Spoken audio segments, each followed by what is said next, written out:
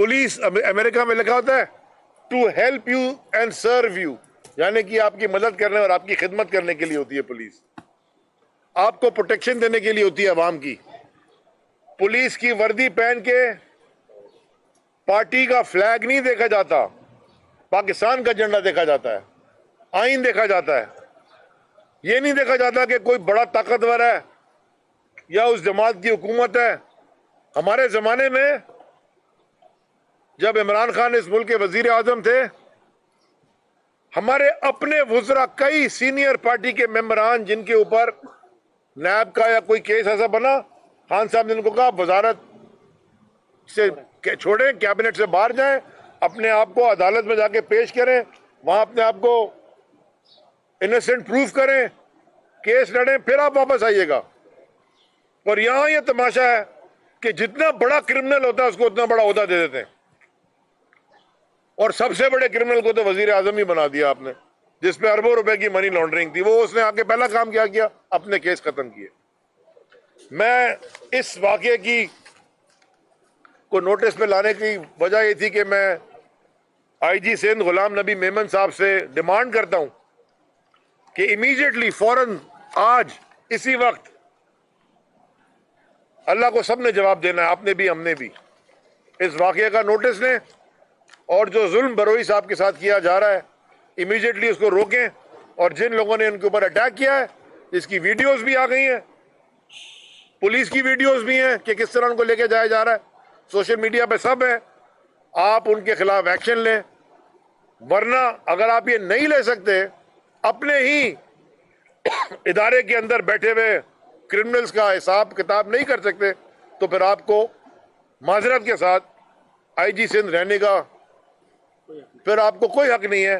फिर आप इस्तीफा देके घर बैठ जाए, कुछ और कर लें। आप एक शरीफ आदमी है, मेरा आपसे जाती ताल्लुक भी रहा है, मैं आपको जानता हूं। मैं इसलिए आपसे डिमांड कर रहा हूं, यहां बड़े सारे हैं जिनको और भी हम जानते हैं, जो बड़े बड़े क्रिमिनल्स हैं, वो एसपी बन गए हैं, यहां घूम रहे हैं अक्सर, आप सबको पता है, मैं कई दफा नाम ले चुका हूं। लेकिन आईजी साहब, मेरी आपसे डिमांड है और एक्सपेक्टेशन भी है कि आप इस वाकये का खास तौर पर और इस तरह के जो दूसरे वाकयात हो रहे हैं पूरे सिंध में, बशमूल कराची और हैदराबाद, आप इनका नोटिस लें और इनके ऊपर इमीडिएट एक्शन लें। दूसरी जो बड़ी जरूरी एक मुल्क में एक अच्छा डिसीजन आया है कल लाहौर हाई कोर्ट का। लाहौर हाई कोर्ट ने हुक्म दिया है कि पंजाब में 90 दिन में इलेक्शन कराए जाएं। खैर मकदम करते हैं। मेरे ख्याल में यह भी पाकिस्तान की तारीख में पहली दफा हुआ है कि कोई, बल्कि मेरे ख्याल में अगर तारीख का मुताला करें, पाकिस्तान का, पाकिस्तान से बाहर भी देख लें, कहीं और मुल्क में देख लें, कि कोई भी सियासी जमात इलेक्शन से भाग रही हो। ये तो 14 की 14 इलेक्शन से भाग रही है। ये ना भूलें कि यहां से ये ट्रक पर चढ़ के इस्लामाबाद तक पहुंचा था, आज फॉरेन मिनिस्टर भरे जहाज में चढ़ के पाकिस्तान के टैक्स पेयर के खर्चे में दुनिया में घूम रहा है। वो जो ट्रक पर चढ़ के गया था, हम इलेक्शन करवाने आए हैं, हमें इलेक्शन दो, असेंबली में तकरीरें करता था, इलेक्शन करा दें, इलेक्शन करा दें, पता नहीं क्या कहता था। हाँ नहीं, हम तो बाहर चले जाते थे, कान में दर्द होता था, ब्रेक गाड़ी का खराब नहीं होता, ऐसी आवाज है। वो आज इलेक्शन से क्यों भाग रहा है भाई? बिलावल साहब, आपको क्या प्रॉब्लम है? आप तो वैसी धांधली के मास्टर हो। आपने कौन सी आपको फिक्र किया इलेक्शन की? आपने तो वैसी कैंडिडेट ही उठा लेते हो, नहीं तो प्रपोजर सेक्रेटरी उठा लेते हो। अभी हमने देखा है बल्दियाती इंतखाबात के फेज 1 और 2 में, तो आप क्यों इलेक्शन से भाग रहे हो? बड़ा मजा आ रहा है आपको वजीर बन के, और मेरे और आपके और आपके और आप सबके और पूरी अवाम के टैक्स पेयर के पैसों पे दुनिया में घूम रहे हो। कर्ज मांगने गए जनाब जिनीवा में, पता नहीं कहां, महंगे तरीन होटल में रुके हुए हैं। हाँ? कभी अपने मुल्क का भी दौरा कर लें, बाहर के दौरे तो आप करते रहते हैं। वो यूनाइटेड नेशंस में गए, कॉन्फ्रेंस हो रही है जनाब, डोनर कॉन्फ्रेंस, रुके कहां है? सारे प्लाजा होटल में। जो आप में से नहीं जानता, न्यूयॉर्क में तो देखा, जो प्लाजा होटल है, वो 2 जो सबसे महंगे तरीन होटल है मैनहट्टन में, जो कि दुनिया की महंगी तरीन जगह है, वर्ल्ड ऑफ एस्टोरिया और दूसरा प्लाजा। प्लाजा में जनाब होटल के कमरे बुक हो रहे हैं, गाड़ियां चल रही हैं, लिमोजीन पे लिमोजीन, प्राइवेट जहाज, 50-50 आदमी जा रहा है, और करने क्या जा रहा है? गरीब लोगों के लिए भीख मांगने। जितना खर्चा उस ट्रिप पे किया था कम से कम उतना ही लाड़काना पे लगा देते, शायद पूरा शहर ही बदल जाता। पेरिस नहीं, कम से कम वो हैदराबाद ही बन जाता। तो ये आपने जो तमाशा लगाया है, इलेक्शन से क्यों भाग रहे हो अब? और मैं पाकिस्तान के सारे इदारों को, मैं कुछ नहीं कर रहा, मैं खाली आईने पाकिस्तान की 2 शिकें पढ़ना चाहता हूं, जसारत कर रहा हूं आईने पाकिस्तान की 2 शिकें पढ़ने से। मैंने तो नहीं लिखा था आईन, 73 का आईन है, सब कहते हैं। Article 220, 220, executive authority to assist commission, ये उस आर्टिकल की हेडिंग है। वो ये कहता है, it shall be the duty of all executive authorities in the federation, यानी कि जितनी अथॉरिटीज है फेडरेशन में, ये उनकी जिम्मेदारी है, उनकी ड्यूटी है। Shall be the duty, may be नहीं, शैल बी, जरूरी, लाजिम, in the federation and in the provinces, यानी कि फेडरेशन के भी और सूबों के भी, सारे इदारों के, to assist the commissioner and the election commission in the discharge of his or their functions, के इलेक्शन कमीशन या कोई और कमीशन की जो ड्यूटीज हैं, अगर आपको बुलाया जाए, आपने उनकी मदद करनी है, बहाने नहीं बनाने। ये कानून है, पाकिस्तान का आईन है, इदारों को पाबंद किया जाए, इदारों को पाबंद किया गया है कि ये काम करें, कानून आईन के तहत। आप पढ़ लें आर्टिकल 220। एक और भी जसारत कर लूं पढ़ने की, ये है आर्टिकल 245, जिसका अक्सर जिक्र होता है टीवी पे। लोग कहते हैं आर्टिकल 245 पढ़ लें, आर्टिकल 245 में ही लिखा है। ओ भाई, लिखा क्या है वो भी तो पढ़ ले कोई। वो है functions of the armed forces, ये आर्टिकल 245 है। आईन पढ़ रहा हूं भाई, आईन पढ़ रहा हूं। सबसे पहले आपने घबराना नहीं है, मैं सिर्फ आईन पढ़ रहा हूं। 245 का 1 क्या कहता है? The armed forces shall, choice नहीं है, करना ही है, मे नहीं, shall. The arm forces shall under the directions of the federal government, federal government के अहकामात पे, डायरेक्शन, हुक्म, अहकामात पे, defend Pakistan against external aggression और थ्रेट ऑफ वॉर। 100% एग्रीड। और जबरदस्त काम कर रही है हमारी फौजें, सारी अफवाज। पाकिस्तान को आईन कहता है 245 के आर्म फोर्सेस पे ये लाजिम है कि फेडरल गवर्नमेंट के अहकामात पे पाकिस्तान का दिफा करे एक्सटर्नल एग्रेशन से, कि बाहर से कोई अटैक करने आ जाए तो उसके ऊपर, और थ्रेट ऑफ वॉर, या अगर जंग का खतरा हो तो पाकिस्तान को डिफेंड करे। Directions of the federal government, federal government के अहकामात पे। और क्या कहता है? एंड और सब्जेक्ट टू लॉ, कानून के मुताबिक, act in aid of civil power when called upon to do so, कि अगर सिविलियन अथॉरिटी या सिविलियन इदारा आपसे दरखास्त करे या आपको लिखे या आपको हिदायत करे कि ये काम में आपने मदद करनी है, तो आर्टिकल 245 बड़ा क्लियर है कि आपको उनकी एड में आना होगा। जैसे कि खुदा ना खास्ता इस मुल्क में जब जलजला आया था तो इस मुल्क में कोई एनडीएमए पीडीएमए उस वक्त नहीं था, और इसमें कितनी कैपेसिटी नहीं थी किसी भी हुकूमत के इदारे में कि वो जलजला 2005 का जब आया था तो जाके लोगों को रेस्क्यू कर सके। जो लोगों की जान बचाई गई, जो लोगों को रेस्क्यू किया गया, वो हमारी बहादुर अफवाज के जवानों ने किया।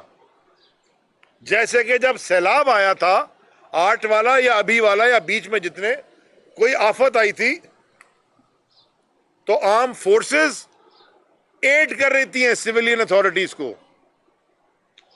जब हम गए थे दादू, मेहड़, बल्कि खैरपुर, नाथन शाह, वो जो पूरा डूबा हुआ था, वहां पाकिस्तान आर्मी के कैंप्स भी थे, पाकिस्तान नेवी के कैंप्स भी थे, हूवर क्राफ्ट थी, और उन हूवर क्राफ्ट में लोगों की रेस्क्यू किया जा रहा था।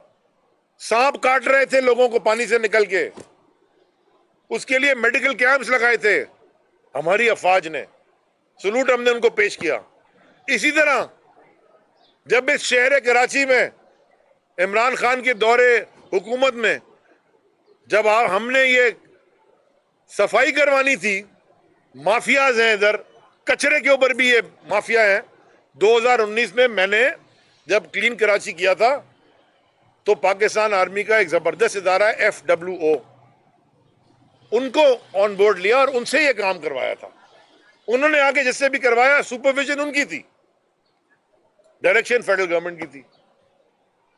और उसके बाद जो ये सारा काम हो रहा है, जो नाले बने, गुज्जर नाला, महमूदाबाद नाला और औरंगी नाला, वो FWO ने बनाया NDMA के साथ मिलके। बड़ा जबरदस्त काम किया, जबरदस्त काम किया, पक्का काम किया। महमूदाबाद नाला तो हमारे हल्के में साइडों में रोड बनी, पक्का हुआ। इलेक्शन भी यही चीज होती है भैया, इलेक्शन भी यही होता है। इलेक्शन में अगर इलेक्शन कमीशन खत लिखता है और कहता है कि हमें पैरामिलिट्री फोर्सेस की मदद की जरूरत है इलेक्शन में, तो आपको एड में आना पड़ता है। जैसे कि हमने खत लिखा इलेक्शन कमीशन को बल्दियाती इलेक्शन से पहले। इलेक्शन कमीशन हमने प्रेस कॉन्फ्रेंस की, आप सब हजरात हमारे दोस्त मौजूद थे। उसी दिन या उसके अगले दिन इलेक्शन कमीशन ने खत भी लिखा, मिनिस्ट्री ऑफ इंटीरियर ने मना कर दिया। ये कानून की या आइन की खिलाफ वर्जी हो रही है। और आखिरी बात जिस पे मैं आपसे, उसके बाद तलत भाई को सवाल मुझे पता है पूछना है, आखिरी बात मैं ये कहना चाहता हूं कि खान साहब की हुकूमत, दौरे हुकूमत जब खत्म हुआ या खत्म जबरदस्ती रिजीम चेंज के जरिए कराया गया, तो GDP ग्रोथ 6% पे थी। 16.5 अरब का 18 जो रिजर्व था, 16.5 अरब का रिजर्व था। रिकॉर्ड रेमिटेंसेस यानी कि बैरून मुल्क पाकिस्तानियों की जो पाकिस्तान पैसा ऑफिशियल आ रहा था, 32 अरब डॉलर पे पहुंच गया था। एक्सपोर्ट्स रिकॉर्ड पहुंच गई थी। दहशतगर्दी नहीं थी मुल्क में, लॉ एंड ऑर्डर जहां जहां मेंटेन कर सकते थे किया और अच्छी तरह हो रहा था। लेकिन कल एक आर्टिकल पढ़ा आपके एक साथी टीवी एंकर मशहूर जावेद चौधरी साहब, उनका, उन्होंने फरमाया कि बाजवा साहब ने शायद ये कहा है उनसे कि इमरान खान मुल्क के लिए डेंजरस थे। ये उन्होंने कहा, मैंने नहीं कहा, मैं तो पढ़ा है, टीवी पे डिस्कशन हुई है, अखबारों में छपा है। तो मैं ये पूछना चाहता हूं कि 10 महीने के बाद रिजीम चेंज ऑपरेशन के आज जिनको लाके मुसल्लत किया गया है इस मुल्क पे, जो पाकिस्तान आज अपनी इकोनॉमिक एग्जिस्टेंस की जंग लड़ रहा है, 2.9 अरब डॉलर रह गए खाली आपके पास। मुझे डर है कि कुछ दिन में पंजाब में और खैबर पख्तूनख्वा में पेट्रोल के राइट्स ना शुरू हो जाएं। ये होगा क्योंकि वहां पहले, यहां तो पहले आता है ना, वहां होगा फिर यहां भी होगा, अल्लाह ना करे। वीट के राइट्स आपने देखे इस सूबे में। मुझे डर है कि पाकिस्तान की सालमियत को खतरा है। देखें, पॉलिटिकल यानी कि सियासी मुस्तहकम अगर होगा मुल्क, वो माशी भी मुस्तहकम हो जाएगा। पॉलिटिकल स्टेबलाइजेशन, इकोनॉमिक स्टेबलाइजेशन, ये ट्रेन की 2 पटरियां साथ चलती हैं, एक पटरी पे ट्रेन नहीं चलती। और वो जो ट्रेन है वो नेशनल सिक्योरिटी होती है। अगर ये पट्टियां साथ ना चलें, आपकी नेशनल सिक्योरिटी रिस्क पे आ जाती है। और आज अल्लाह ना करे हालात मुल्क के यही हैं। और वो इसाकदार, असल में इसाकदार का जो अगर आप प्रोफाइल पढ़े ना, वो प्रोफाइल उस अकाउंटेंट का ऐसा है जो माफिया बॉसेस नहीं होते थे या हैं आज भी, कम है, लेकिन वो मुझे याद है वो 80 की दिहाई में और 90 के शुरू में न्यूयॉर्क में वो माफिया बॉसेस होते थे। मैनहट्टन का एक होता था और क्वींस का एक होता था, बड़े बड़े इटालियन ये माफिया बॉसेस थे। उनके जो अकाउंटेंट थे ना, जो उनकी काली वेल्थ छुपाते थे और एफबीआर से, उस तरह का ये साखदार आदमी है। उसको हमने एक दफा नहीं, दो दफा, कितनी दफा इस मुल्क पे मईशत पे मुसल्लत कर दिया। उसके ऊपर पिछली हुकूमत में इल्जाम था कि उसने IMF से झूठ बोला, वर्ल्ड बैंक से झूठ बोला। 100 अरब $100 मिलियन का फाइन लगने लगा था पाकिस्तान को एक जमाने में उसके झूठ पे। वो बड़ी मुश्किल से निकला। वो फिर बैठा हुआ है, आई डोंट केयर, टीवी के ऊपर कर रहा है, बेवकूफ आदमी। पूरे मुल्क को आज उसने डुबा दिया है दलदल में। हम यहां तक आ चुके हैं भैया। Stop playing God. फिरौन ने भी खुदाई का दावा किया था, उसके साथ जो हुआ दुनिया ने देखा, तारीख में लिखा हुआ है। Stop playing God with this country. ये मुल्क हम सबका है। जो कैमरा के इधर बैठे उनका भी है, जो कैमरा के पीछे बैठे उनका भी है, जो टीवी पे देख रहे हैं उनका भी है, जो हमारे पुलिस वाले हैं उनका भी है, जो हमारे सरकारी मुलाजिमीन में उनका भी है, जो हमारी रोडें साफ करते हैं, बेचारे मेहनत करते हैं, मजदूर जो रोडें बनाते हैं, ये मुल्क उनका भी है।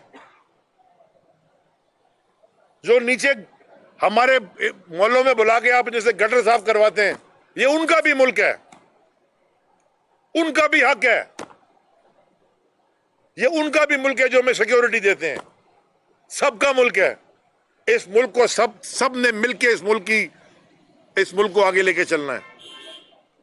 ये छोटी छोटी सियासी और ईगो और अना और एरोगेंस या गुरूर के ऊपर जो आप फैसले करेंगे, ये मुल्क क्या दुनिया की कोई मुल्क या कोई कौम आगे नहीं बढ़ सकती आपकी। अच्छा अली भाई, सवाल ये है कि हिंदी में कहते हैं कि मार तमीर मार, गरीब के मारे झाका नहीं।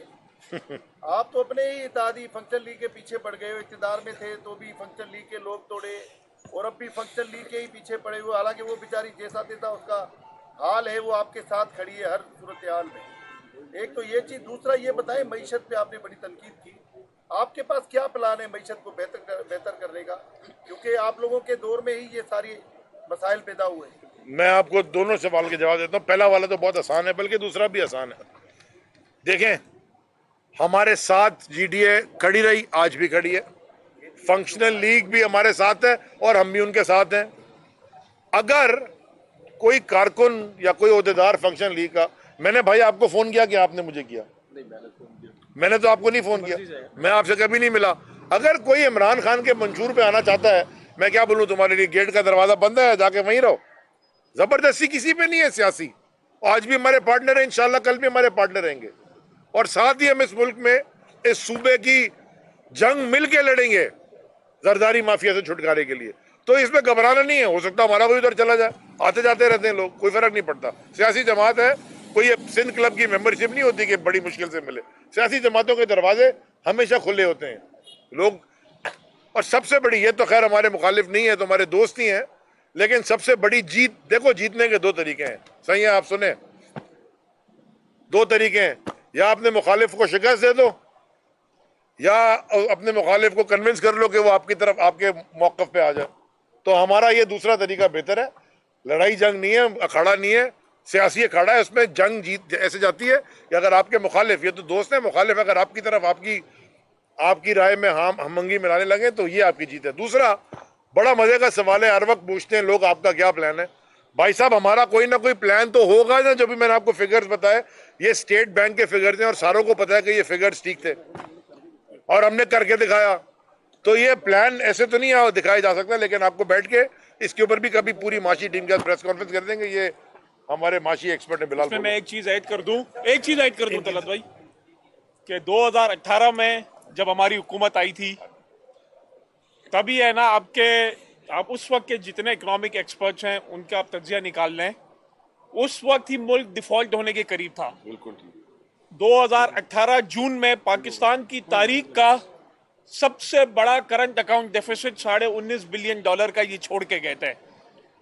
जो उन्होंने 2013 से 2018 में डॉलर को आर्टिफिशियल मैनेज किया और तकरीबन 25 बिलियन डॉलर खर्च कर दिए डॉलर के रेट को मैनेज करने में, जिससे आपके पिछले 5 साल में ना एक्सपोर्ट्स बढ़ी, इंपोर्ट्स को आर्टिफिशियली सस्ता रखा गया, गैस सेक्टर का सर्कुलर डेट बढ़ता गया, पावर सेक्टर का आपका सब्सिडीज देने की वजह से आपका पावर और गैस सेक्टर का सर्कुलर डेट बढ़ता गया। और मजे की बात है कि वन टाइम पेमेंट 450 अरब रुपए की पेमेंट करने के बावजूद आपका रिकॉर्ड ये गैस सेक्टर पे खसारा छोड़ के गए। 2019 में हमने तमाम हमारे फ्रेंडली कंट्रीज मल्टी डोनर से डेट रिस्ट्रक्चरिंग करवाई और आपने देखा कि जब कोविड आया तो जो कोविड में हमारी पॉलिसी थी कि पूरी दुनिया में इकोनॉमिक तबाही हो गई, और हमने कोविड में बेहतरीन पॉलिसी से हमने जो हमारी हिकमत अमली थी, स्ट्रेटेजी थी कि कोविड की स्ट्रेटेजी को पूरे दुनिया के 3 बेहतरीन स्ट्रेटेजीज में इसको रिकॉग्नाइज किया गया।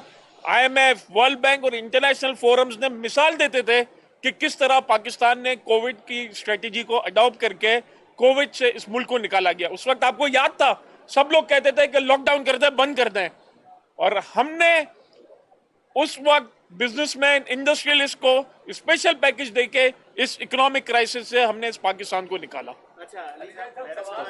एक इधर से फिर एक इधर जी सर। जमाली साहब सीनियर तो है, हमारे भी बड़े सर। मेरा सवाल ये है कि 2-3 मुल्क में बड़े इशू अभी जो जारी हैं, मुल्क में 7वीं आदमशुमारी हो रही है, उसको आप कैसे देखते हैं? कराची में या पूरे मुल्क में ज़मीनी इलेक्शंस हो रहे हैं जिसमें आप हिस्सा भी ले रहे हैं, लाजमी आप उसका पार्ट हैं। अच्छा, आदमशुमारी के हवाले से मेरा सवाल ये है कि कहा ये जा रहा है कि इस आदमशुमारी के बुनियाद पर आगे आपने ही फैसला किया था, आपकी गवर्नमेंट का ही फैसला है, मैं चेयर था कमेटी का। तो उसमें ये इम्कान है कि आदमशुमारी के बाद नई हल्का बंदियों की बात होगी, फिर नए वोटर लिस्टों की बात होगी और आम इलेक्शन डिले हो सकते हैं। इस आदमशुमारी के बुनियाद पे आम इलेक्शन को कुछ अरसे के लिए डिले किया जा सकता है, आप कैसे देख रहे हैं? देखिए, ये पूरा गेम जो मेरे ख्याल में मीटिंग हुई थी, ये जुलाई या अगस्त में हुई थी। अगस्त में एग्जीक्यूट होना था, उससे पहले, हाँ ये सही कह रहे, अप्रैल में कोई मीटिंग हुई थी जो काउंसिल CCI की, जिसमें सारे CMs भी बैठते हैं, PM साहब चेयर कर रहे। इसमें ये एजेंडा था, और क्योंकि हमने वो उस कमेटी को मैं कई दफ़ा जिक्र किया, मैं चेयर करता था, तो हम सारा लेके गए थे। असद उमर साहब मिनिस्टर ऑफ प्लानिंग थे, स्टेटिस्टिक्स डिपार्टमेंट उनके अंदर आता है, सारा हमने ये देखा था, प्लान बना के दिया, डिजिटल तरीके से कैसे करना है दिया। अगस्त से बजट भी रिलीज किया 5 अरब रुपए का। तो ये लेके क्यों बैठे रहे इतने दिन? इसीलिए बैठे रहे, कल वो कैप्टन सफदर ने बड़े मजे की बात कर दी, सारी बातें तो सब ने उसकी सुनी कि ये गलत है, वो गलत है, दाता दरबार पे बैठ के। एक बात उसने और कर दी कि इलेक्शन 2025 में होने चाहिए। मैं ये पूछना चाहता हूं कि भाई ये मुल्क कोई कानून है, कोई कॉन्स्टिट्यूशन है, कोई आइन है, कोई लॉ है, कोई किसी को उसके अंदर चलता है कि बस सुबह उठ के जो बोल दे वैसे चलता है?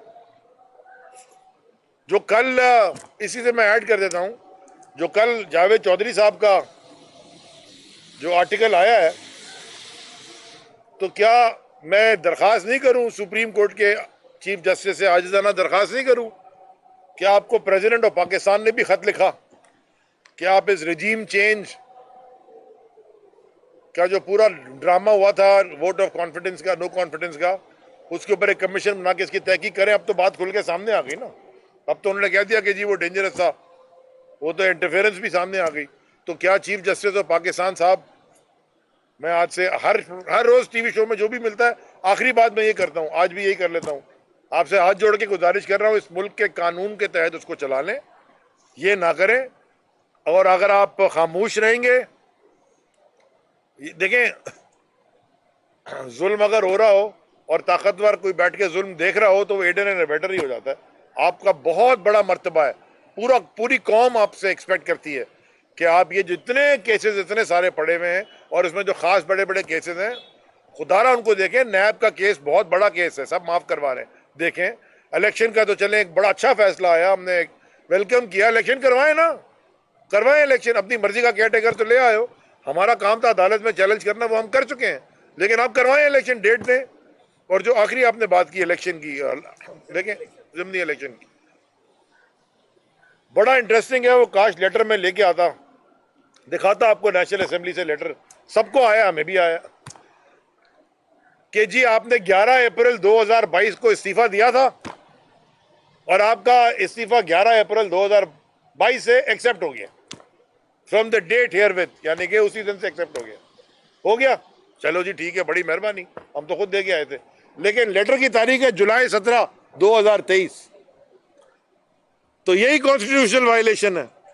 अगर आपने उस वक्त एक्सेप्ट करना था तो करते, हम तो कह रहे थे, अब आपने नहीं किया, अब हम कह रहे अच्छा नहीं कर रहे तो वापस आ रहे, तो आप कह रहे हो उस दौरान इतने दिन पाकिस्तान में 10 महीने इन सारे हल्कों में एमएनए कौन था, 45 दिन से ज्यादा कोई हल्का छोड़ नहीं सकते आप, कॉन्स्टिट्यूशन की फिर वायलेशन है, तो ये तमाशा लगा हुआ है। जी सर, सर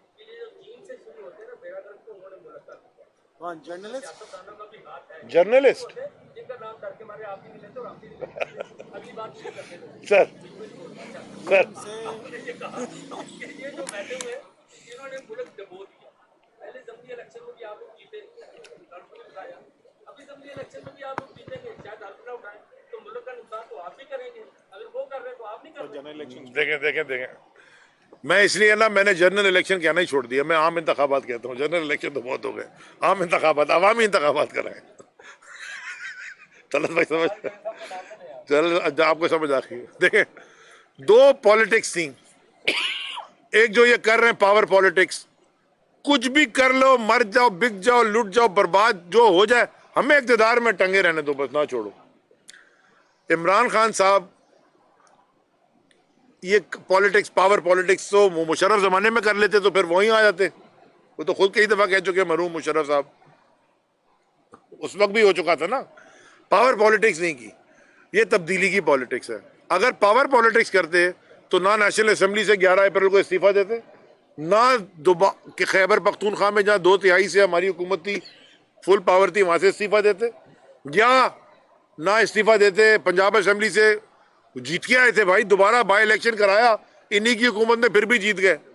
देखिए, इस्तीफे हमने दिए क्योंकि दुनिया में एक और उसूल है, रिटन नहीं है लेकिन प्रैक्टिस ये है कि अगर कोई वोट ऑफ कॉन्फिडेंस लूज कर जाता है या वोट ऑफ नो कॉन्फिडेंस आ जाता है और वो नहीं सस्टेन कर सकता, वो स्नैप इलेक्शन हो जाते हैं वहां पे। ये वेस्टमिनिस्टर फॉर्म ऑफ डेमोक्रेसी है, यहाँ पे वो तो बोरिस ने तो खाली वो ब्रेग्जिट में ही करवा लिया, इलेक्शन पहले करवा लिया, इंग्लैंड में भी हो गया, वहीं से आया ना आपका कानून, ये पार्लियामेंट्री फॉर्म ऑफ गवर्नमेंट। तो ये दुनिया में होता है। हमने फोर्स करने के लिए हमने कहा भाई ताकि ये ना हो गया हम इक़्तिदार में, हम असेंबली से जा रहे हैं, इक़्तिदार से भी जा रहे हैं, लेकिन बता दिया कि अवाम का मैंडेट, अवाम की पावर किसके पास है, फिर इलेक्शन करवाओ ना भाई, वो हुकूमत में बैठे हो, करवाओ। इलेक्शन से कोई सियासी जमात कैसे भागती है? ये इसलिए भाग रहे हैं क्योंकि इनको पता है कि अवाम का रुझान किस तरफ है। आखिरी आपके मुखालफिन का ये कहना है कि अभी तक पीटीआई राजनीति है जिसके पास मुख्तलिफ अदालतों के फैसले उनके हक में आ रहे हैं, क्या अभी तक आप लड़ते हैं? बड़ी लाडली जमात है जिसको आप गोलियां चलाते हैं, बड़ी लाडली जमात है जिसका प्राइम मिनिस्टर एक्स FIR नहीं कटवा सकता। ये कौन मुखालिफिन की बातें करता है यार, बात की बातें करनी भी नहीं थी। सर लास्ट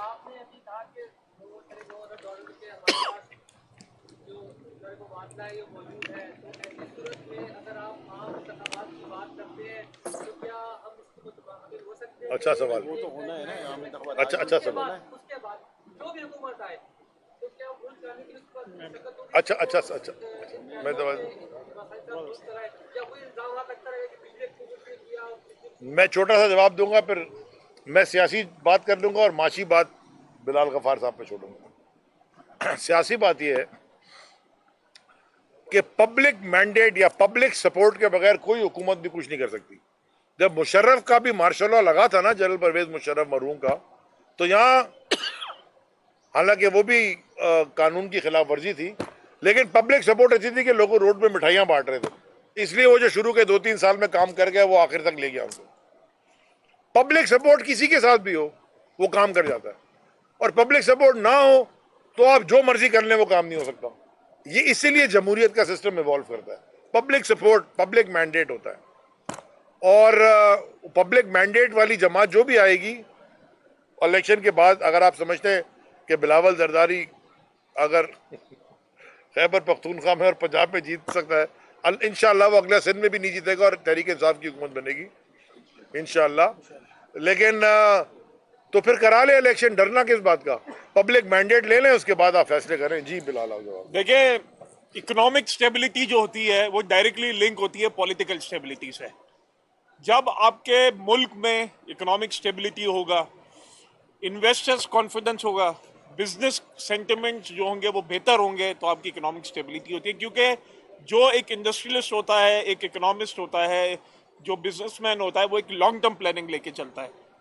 उसको वो अपनी एनालिसिस करता है कि अगले 3 साल में डॉलर का रेट कहाँ होगा, इंटरेस्ट रेट क्या होगा, आपकी एक्सपोर्ट्स क्या होंगे, ये सारे इकोनॉमिक इंडिकेटर्स पे अपना वो आगे अपना बिजनेस जो है वो बढ़ाता है और लार्ज स्केल मैन्युफैक्चरिंग करता है। हमारे ज़माने में 17 साल का हाईएस्ट नंबर था लार्ज स्केल मैन्युफैक्चरिंग की, क्योंकि पॉलिटिकल स्टेबिलिटी थी। और आपको पॉलिटिकल स्टेबिलिटी लाने के लिए जो आम इंतखाबात हैं वो लाना है, क्योंकि आप जब अपना प्लान आप मल्टीलेटरल डोनर्स को देते हैं, IMF को देते हैं, वर्ल्ड बैंक को देते हैं, तो वो ये पूछते हैं कि आपका लॉन्ग टर्म प्लान क्या है, अगला 5 साल का, अगला 10 साल का प्लान क्या है। तो जिसके पास मैंडेट होता है, जो हुकूमत 5 साल के लिए होती है, वो अपना पूरा प्लान शेयर करता है। अभी तो ये प्लान ही शेयर नहीं कर सकते क्योंकि पॉलिटिकल स्टेबिलिटी ही नहीं है। वो तो सिर्फ और सिर्फ इस चीज में लगे हुए हैं कि उनके नैब के केसेस माफ हो जाए और उनको NRO मिल जाए। और जितने इन्होंने वजीर लगा ली, 80 वजीर, इसमें इलेक्शन हो सकता है। 100 वजीर हो गए। वो खान साहब ने कहा था कोई रह तो नहीं गया। मुझे लगता है शहबाज शरीफ भी सुबह जाके पूछता है कोई रह तो नहीं गया, कोई रह गया उसको वजीर बना दो। वजीर लिख रहा है कि 10 PSL के पासेज दे दें। कितने हैं? आ जाओ भाई, बारी बारी, ये पीछे कर लो थोड़ा।